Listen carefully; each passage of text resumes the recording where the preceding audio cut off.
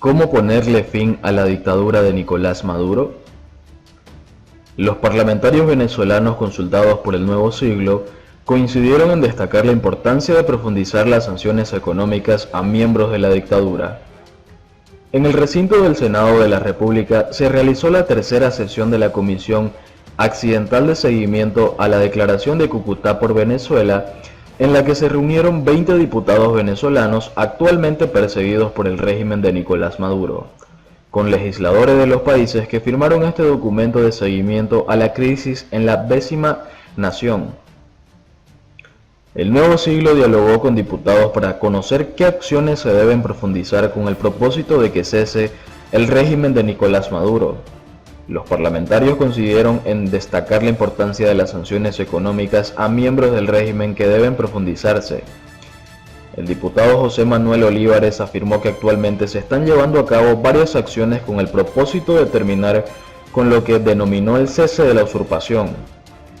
No hay una fórmula o una receta mágica. Nosotros hemos decidido actuar en todos los escenarios que tenemos a disposición para lograr el cese de la usurpación, es decir, la salida de Nicolás Maduro. Hay un escenario interno de movilización en el que los partidos están haciendo un gran esfuerzo frente a la represión y la tortura del gobierno. Hay un escenario internacional donde hay múltiples mecanismos. Está el mecanismo del TIAR para sancionar a todos aquellos funcionarios que se han robado plata y están disfrutando los millones en todo el mundo. Eso abre mecanismos económicos, incluso un mecanismo militar para seguir haciendo presión a la dictadura, dijo. Y añadió, está el mecanismo de que haya un quiebre militar interno en Venezuela que estamos trabajando para que nuestra Fuerza Armada se ponga de parte de la Constitución y devuelva la democracia a los venezolanos en cualquier madrugada o amanecer. Está sin duda alguna una negociación que permita la salida de Nicolás Maduro en un proceso electoral. Nosotros estamos acostumbrados a ganar elecciones, nunca descartamos la posibilidad de encontrar las condiciones adecuadas para ir a un proceso electoral. Hay múltiples variables, todas están avanzando al mismo ritmo y velocidad con la prioridad de lograr el cese de la usurpación y la salida de Nicolás Maduro, puntualizó. Cerco financiero. Por su parte, la diputada Gaby Arellano señaló que es clave el cerco financiero a miembros del régimen. Maduro es la cabeza de una corporación criminal, no es simplemente un dictador, es un terrorista, y a los terroristas, a los malandros, les duele el bolsillo, les duele la plata. Es por eso que la ley de sanciones para parar los activos robados de Venezuela, que están en América Latina, es parte de ese cerco financiero para lograr sin traumas para Venezuela y América Latina una negociación de alto nivel que deje claros los pasos a seguir de la salida de Maduro. Para tener unas elecciones libres y transparentes y que comience de nuevo en Venezuela el reino de la constitucionalidad que hoy no la hay, dijo.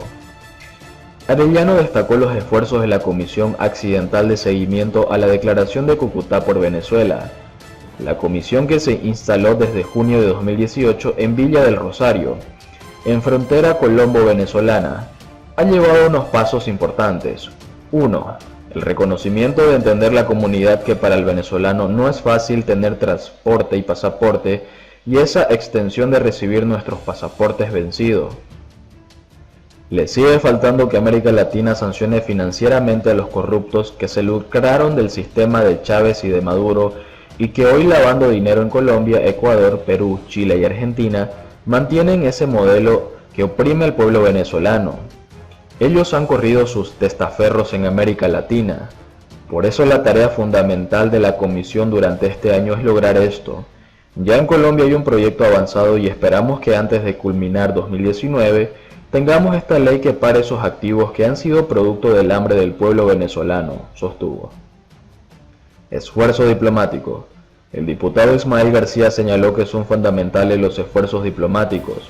Lo que estamos haciendo aquí, diputados de América Latina, lo que están haciendo todos los gobiernos, el esfuerzo diplomático que se está haciendo en el mundo con el jefe de la diplomacia, Julio Borges, también con representantes nuestros en las embajadas, es un conjunto de cosas que van sumando para que definitivamente se vayan cerrándole el camino, cerrándole la tuerca a esa gente que para que definitivamente se sienten a negociar. Hay que pegarles contra las cuerdas, como se dice en Venezuela, y se logre unas elecciones libres para que se elija un presidente, dijo. Por ejemplo, ayer fueron retirados de un aeropuerto en Perú 2 magistrados. Algunos de ellos no son tan conocidos, pero tienen las más altas responsabilidades de los actos injustos contra la población. Salen a disfrutar el dinero de la corrupción, el dinero robado y del narcotráfico. Salen a disfrutar como si nada. Creo que hoy están perfectamente identificados. Las medidas que acaba de tomar el gobierno de Estados Unidos. Esas medidas con la misma contundencia también se deben tomar en Europa y en todos los demás países del mundo. Esas son medidas fundamentales. No son solo sanciones contra Maduro, sino contra alguna gente que llegará el momento en que dirán que no pueden aguantar esta situación. Eso es importante, agregó.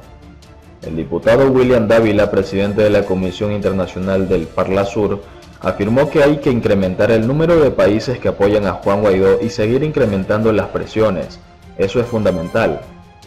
Para Dávila, la posición internacional tiene que ser más contundente, más clara. Y sobre todo la Unión Europea, que implemente sanciones complementarias. Aplicaron ahorita 8 personas que forman parte de los organismos de inteligencia y de seguridad del Estado represor. Pero tienen que extender y profundizar esas sanciones. Hay que detectar las cuentas, los activos escondidos, el flujo de capitales, porque muchos de los que hicieron negocios con el régimen de Chávez y Maduro, como ya no pueden hacer negocios en Estados Unidos y en algunos países europeos, están regresándose a esta zona, comprando fincas, lavando capitales.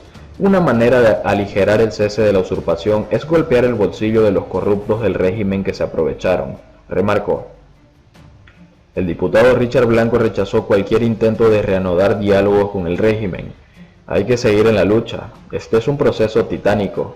No podemos bajo ningún respecto introducir elementos de diálogo. Para nosotros, en nuestra fracción, es irreversible que podamos seguir dialogando con narcotraficantes, tal como lo señaló recientemente el presidente Duque. Aparte de eso, que han realizado 17 intentos de diálogo y cada vez que eso ocurre sueltan a un preso político, pero meten a 20.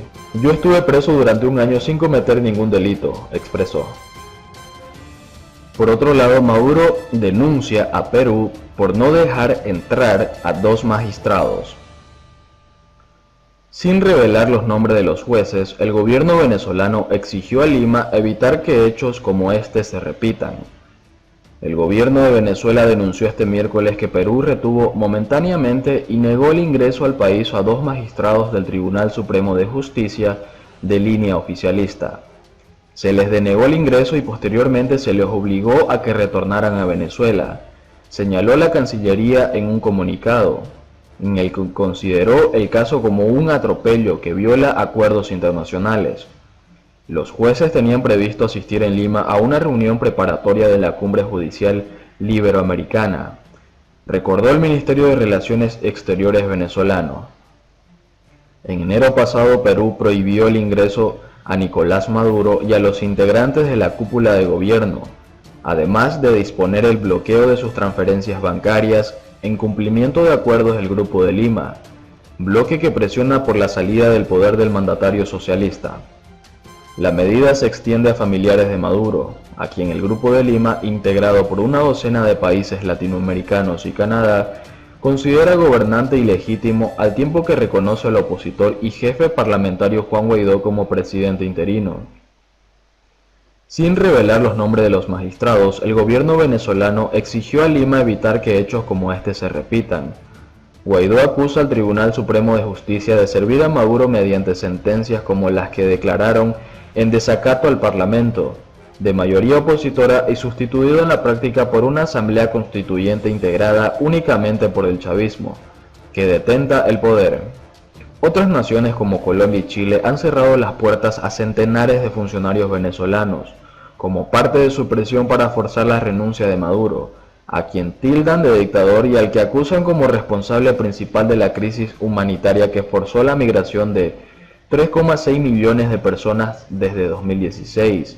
El gobernante socialista también hace frente a una cascada de sanciones de Estados Unidos, principal apoyo internacional de Guaidó, que incluye un embargo petrolero y el congelamiento de activos estatales en ese país. Pero el líder chavista se aferra al poder con el respaldo de los militares de Rusia y China.